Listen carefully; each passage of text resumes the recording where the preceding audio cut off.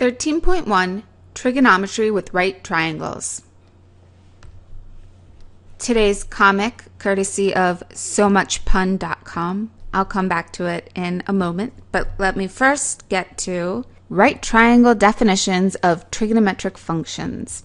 If we let theta, and we call this symbol right here, that's a Greek letter, and it's theta, be an acute angle, acute meaning less than 90 degrees, let theta be an acute angle of a right triangle. So we must have a right triangle. The 6 trigonometric functions of theta are defined as follows. Sine of theta is opposite over hypotenuse. So when we have a triangle, and here is theta, this is the opposite side, and the side touching the angle is called the adjacent side. Of course, the one opposite the right angle is always our hypotenuse. So we have an opposite, we have an adjacent, and then we have the hypotenuse. And so the sine of theta is defined as opposite over hypotenuse. Opposite over hypotenuse. Cosine is adjacent over hypotenuse. Tangent is just the opposite over the adjacent. And then we have the reciprocal of all three of those. And those are cosecant, secant, and cotangent. You might want to take a note of those if you don't know those names, because you do need to know cosecant, secant, and cotangent. Cosecant is simply 1 over sine. In other words, hypotenuse over opposite. Personally, I barely ever think of it as this. I just think of cosecant as being 1 over sine. Secant, 1 over cosine. Cotangent, 1 over tangent. Something you might want to note is that the S1 goes with the C, and the C over here goes with the S1 over here. That makes my life a little bit easier. That's how I remember it. And then tangent and cotangent are so obvious. I wish they were all named so well like that. Some of you may have heard SOHCAHTOA. SOHCAHTOA is a way to remember that sine is opposite over hypotenuse.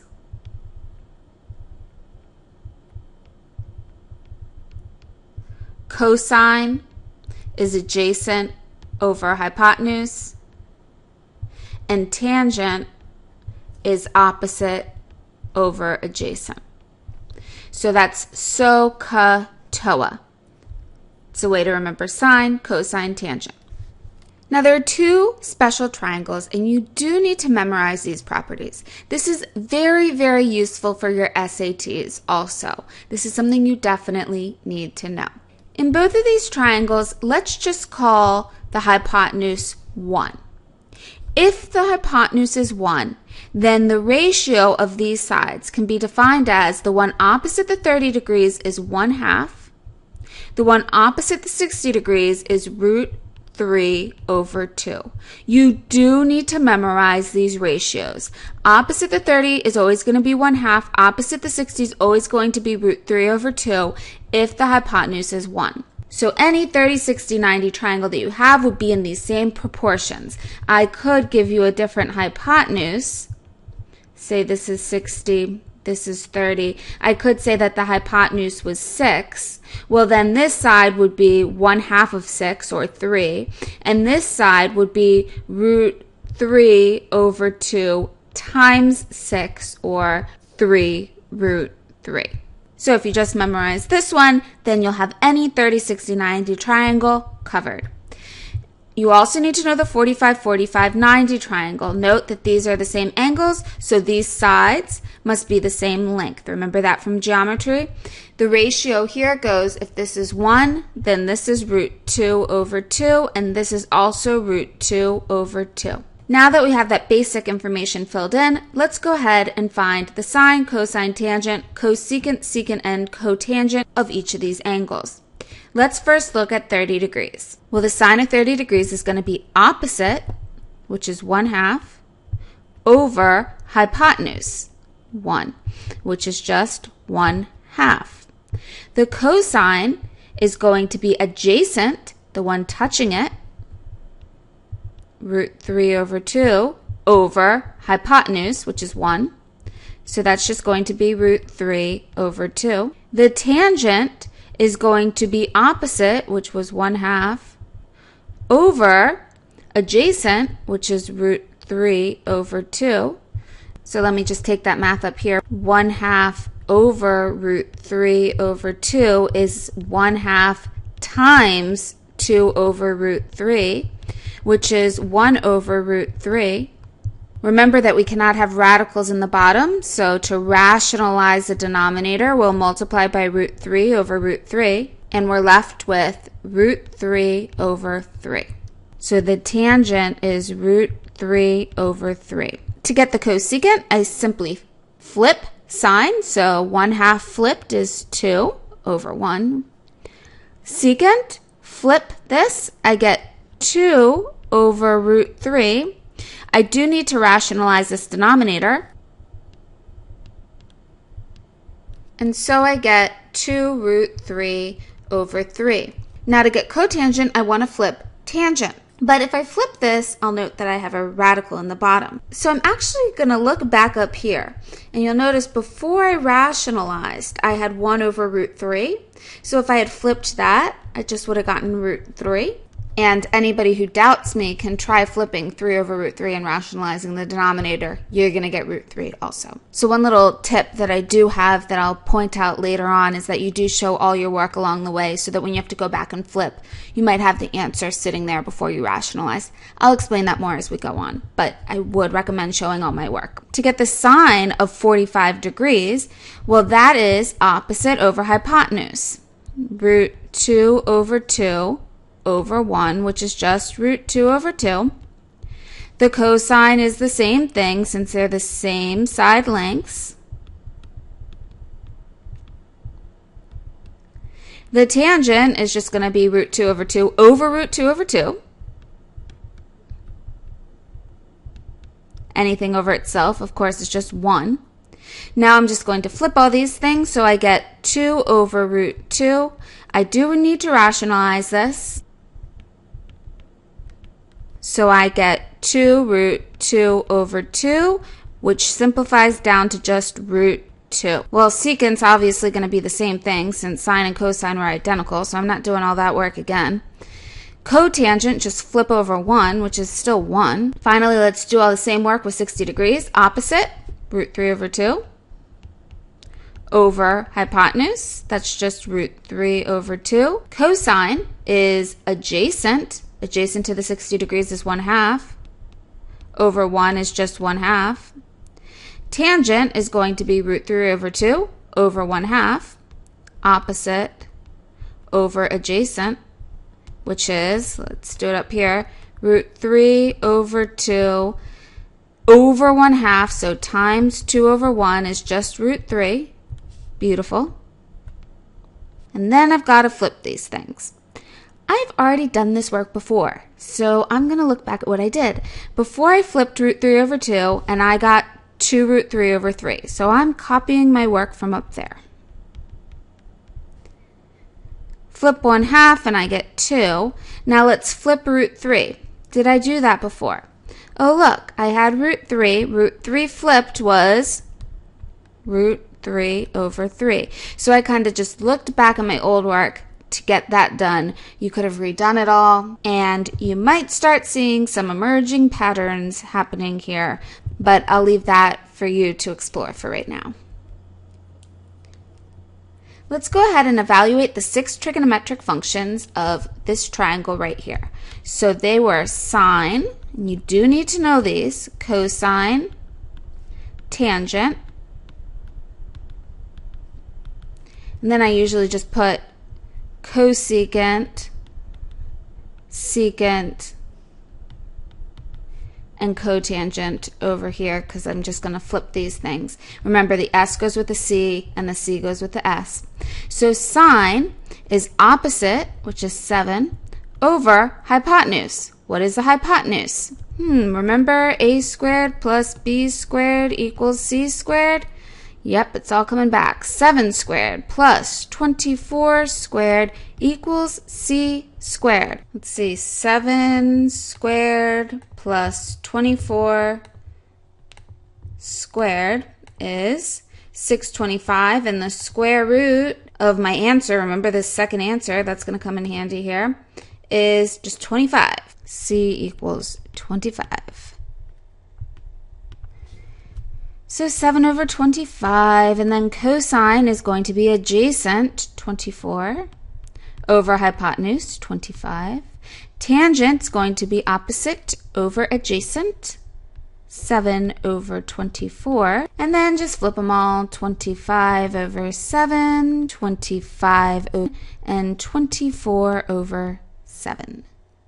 Next problem, if theta is an acute angle of a right triangle, okay, theta, there we go, right triangle, and cosine is 3/5.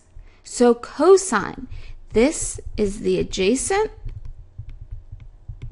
and this is the hypotenuse to theta. So which leg is touching theta? This leg right here. So that's 3. Which side is the hypotenuse? This one, of course.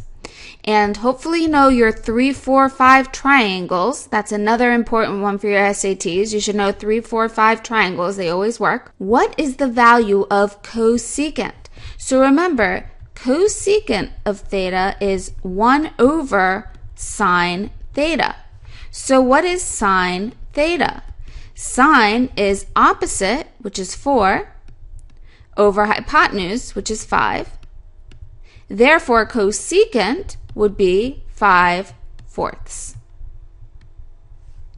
Now we have to find x, which is this side length. Well, let's think about which of the 6 trigonometric functions we might want to use in this case. In our problem with the 45 degrees, we have the adjacent side and we have the hypotenuse. Since we have information for adjacent and hypotenuse, we know we should be using cosine.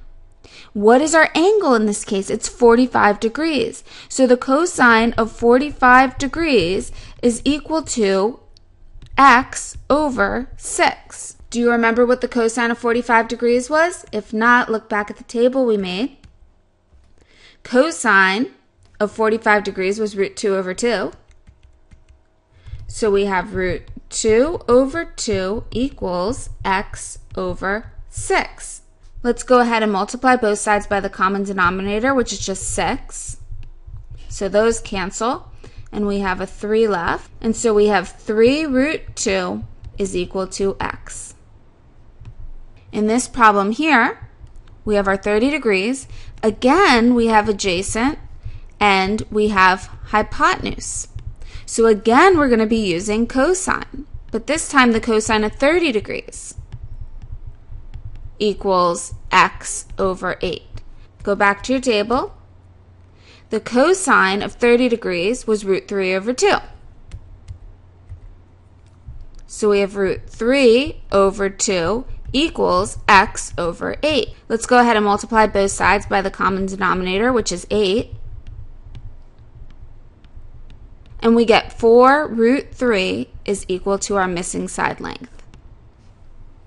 In this problem here, oh my goodness, we have cosine again because it's the adjacent that's given. So the cosine of 54 degrees is equal to b over 20. Now in this problem here, I don't have my table to figure out what the cosine of 54 degrees is, so we are going to need to use our calculator. Before I do that though, let me just multiply both sides by 20, because that's what b is going to be equal to. So I'm going to have b equals cosine of 54 degrees times 20.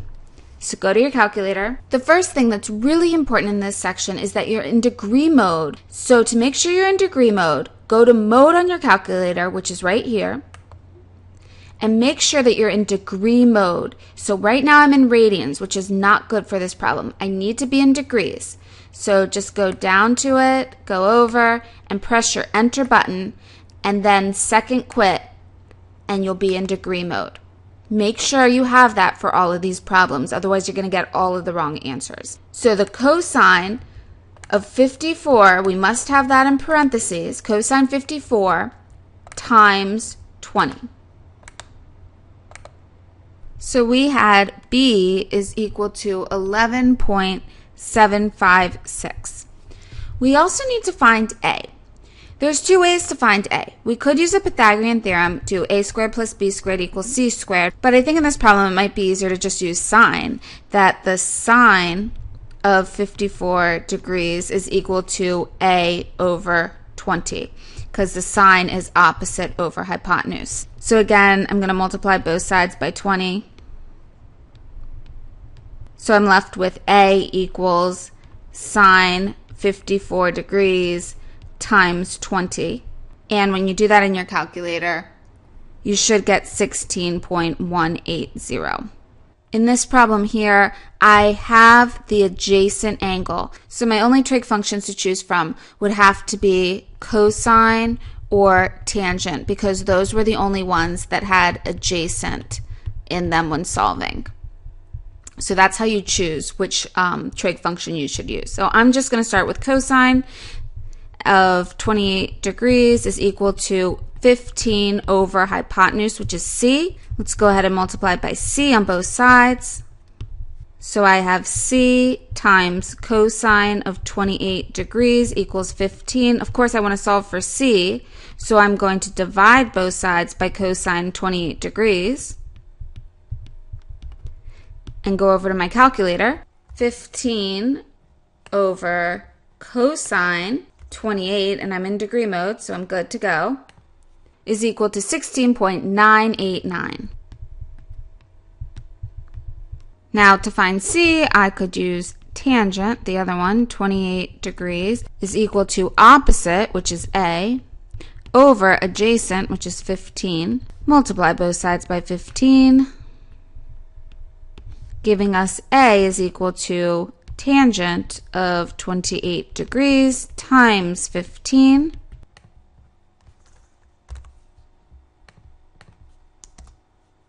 or 7.976. Last problem. You are hiking towards a main road, but reach a point where the road is flooded. To avoid the flooded area, you turn into a diagonal road that meets your original road at a 48-degree angle and follow that road for 3.6 miles until you hit the main road. Okay, so let's draw this out. So you're hiking, here's this main road, and you're hiking towards it. So say you're going this way. So you're going along the road, and then you hit this spot, and it's flooded all here. And so you turn onto this diagonal road that's going to meet the main road somewhere. And you turned on a 48-degree angle, it said. And you go on that road for 3.6 miles until you hit the main road up here. And so that's going to be perpendicular to that, because the shortest distance is always the perpendicular distance. We know that we have an angle and we have a hypotenuse. And we want to find how far away we are. That shortest distance is a perpendicular distance, so that's why we made the right angle there. And so we want to find x. And so x is actually the adjacent leg of this triangle. And so we must use cosine of 48 degrees equals adjacent over hypotenuse, which is 3.6. Let's go ahead and just multiply by that 3.6 on both sides.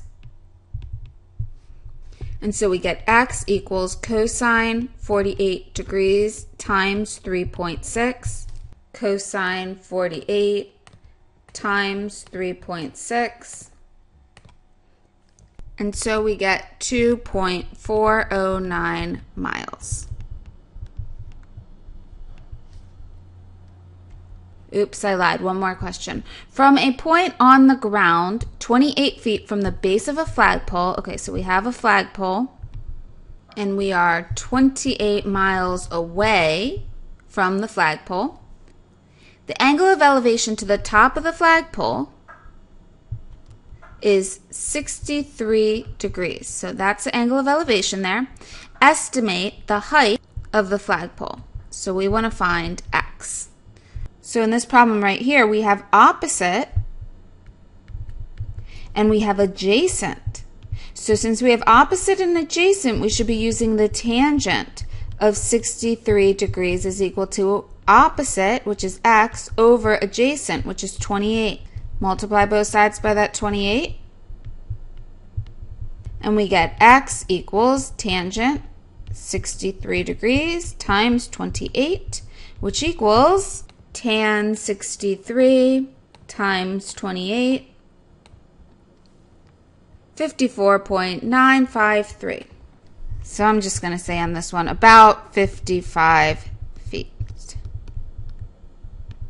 So now that we know the definition of sine, cosine, and tangent, we will know that sine gerene over cos gerene is equal to tan gerene.